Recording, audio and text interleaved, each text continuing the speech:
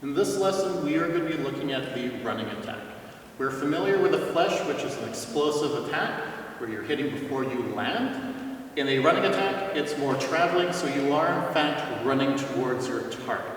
We're going to look at two ways in which you can execute the running attack, and then I'm going to explain a little bit as to why you would use this as opposed to doing a fléche or a conventional direct attack.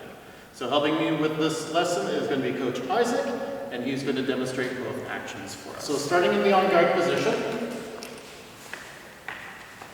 the first running attack we're going to be looking at is essentially just hitting the target facing forward, not quite a direct attack, but one in which you're going to pull your arm back as you're running forward. This makes sure that you don't get parried, and then you finish.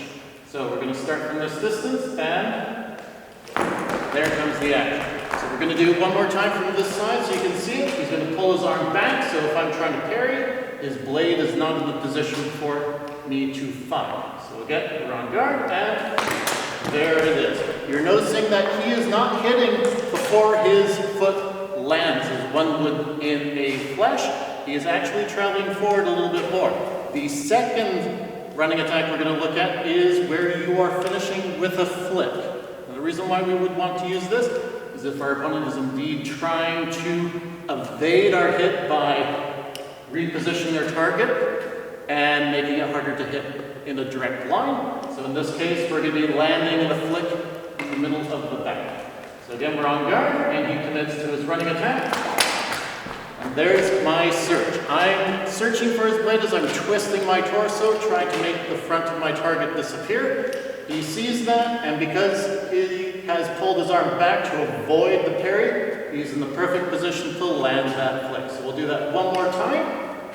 So I'm on guard, and he commits, and there it is again. So this time he's not hitting me so far down the back, he's actually hitting me on the shoulder, which means he's arriving a lot sooner.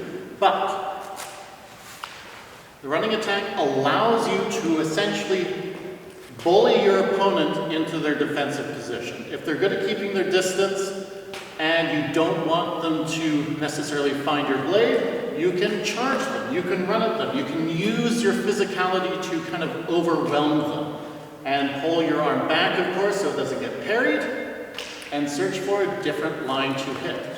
As you can see, you can do it as a direct action, going directly forward facing target, or you can continue to reduce the distance enough so that you can land a flick to a invisible line, so hitting the back or another surface. But this is a very malleable action that you can use, especially when you're dealing with someone who is good at keeping distance and you just want to overwhelm.